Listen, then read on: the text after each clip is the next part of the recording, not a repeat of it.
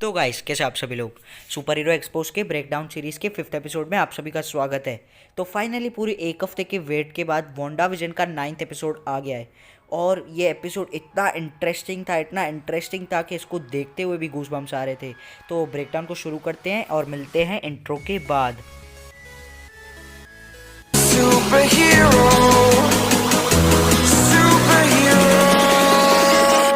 इस एपिसोड की शुरुआत वहीं से होती है जहां से 8th एपिसोड खत्म हुआ था।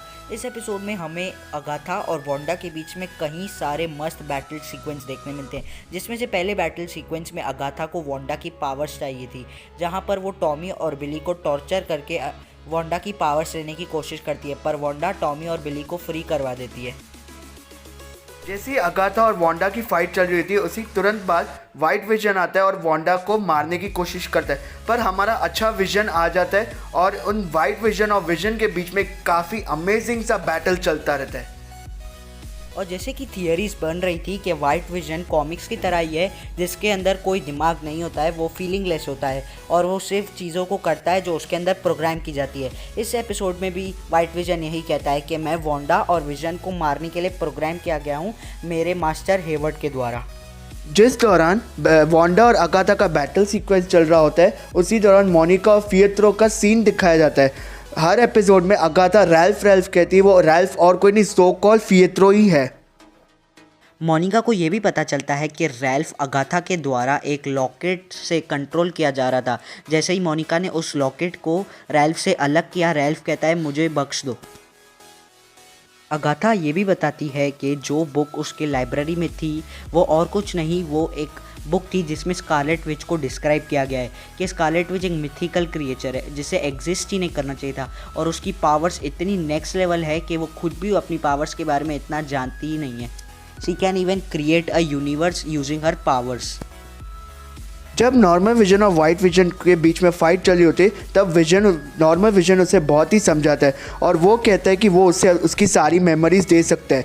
वो उससे उसका creation, birth, death, age of Ultron, infinity का सारा उससे मेमोरी वापस दे देता है और उसके बाद वाइट विजन हमें कभी कोई भी सीन में नहीं दिखता है।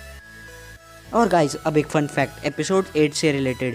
जब एपिसोड 8 में वांडा स्वॉर्ड के हेडक्वार्टर्स में जाती है और विजन की बॉडी को टच करती है, तो इस सीन में मैंने नोटिस किया कि वांडा विजन की कॉन्शियसनेस को एब्जॉर्व कर रही है। इसी से वो विजन को वापस रिक्रिएट कर सकती है विजन की कॉन्शियसनेस से। Coming back to the topic, इसके बाद वांडा अब अगाथा को उसका सबसे बड़ा फियर दिखाती है, जो कि है उसकी पावर्स लूज़ करना। और ये सीक्वेंस बहुत ही ज़्यादा अमेजिंग था, इसको देख के पूरे गूज़बम्स आ जाते हैं।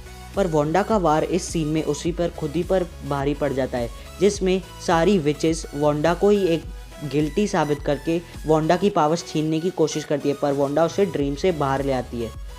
उसके बाद अगाथा वांडा की पावर्स छीनने की कोशिश करती है, जहां वो लगभग सक्सेसफुल हो भी जाती है क्योंकि वांडा उसे खुद ही अपनी पावर्स देने लगती है। उसके बाद अगर आपको याद हो तो 8th एपिसोड में अगाथा के बेस फ्रेंड में उसने जो स्पेल्स लगाई थी, जहां सिर्फ जो स्पेल को कास्ट करता है वही अपनी पावर्स यूज़ कर सकता है, वैसे बहुत उससे 10-20 टाइम्स बिगर स्पेल्स वांडा ने भी कास्ट कर लिए। पता नहीं कैसे, क्योंकि उसे तो मैजिक आता नहीं है। पर फिर वांडा जब अपनी पावर्स यूज़ करती है और अगाथा को अपनी सारी पावर्स दे देती है, उसके बाद अगाथा जैसे ही वांडा की पावर्स यूज़ करने की कोशिश करती है वो नहीं कर पाती और तैसे ही वांडा उससे अपनी सारी पावर्स छीन लेती है और अपने कॉमिक एक्यूरेट सूट में दिखती है। जब अगाथा वांडा से हार जाती है तब वांडा उसे कहती है मैं तुम्हें फिर से वही जो रोल तुमने चूज़ किया था एक नॉइजी नेबर का, मैं तुम्हें वही बना देती हूँ। अगर अगाथा कहती है नहीं तुम्हें मुझे ज़रूरत पड़ेगी मैजिक सीखने में, पर वांडा कहती है जब ज़रूरत पड़ेगी तब मैं देख लूँगी। तो शायद अगाथा वांडा को मदद करे नेक्स्ट एपिसोड्स में।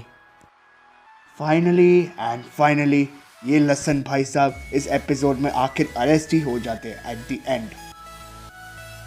इस एपिसोड में विजन, टॉमी बिली दोनों मर जाते हैं क्योंकि वांडा अपने हेक्स को खोल देती है और विजन को एक गुड बाय करती है, जिसमें सब लोग मर जाते हैं। पर एक सीन यहाँ पे बहुत नोटिस करने वाला था।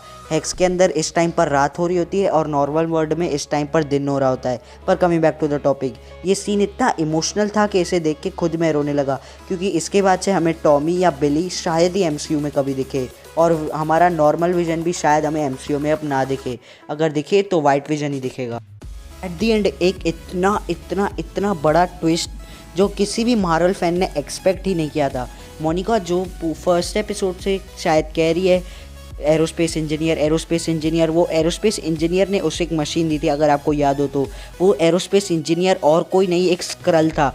मार्वल वालों ने इस सीरीज़ के through captain Marvel 2, Spiderman 3, doctor strange into the multiverse of madness को सेट किया है, और इस स्क्रल को देख के लिटरली मैं डर गया था। Bye bye, tata, goodbye, गया। आज के वीडियो के बस इतना ही। तब तक के लिए वीडियो को लाइक कर दो और चैनल को सब्सक्राइब कर दो। और न्यू वीडियो में तब तक के लिए बाय बाय, टेक केयर, सी या। नेक्स्ट फ्राइडे एक मूवी रिव्यू या फिर एक्सप्लेनेशन आने वाली है।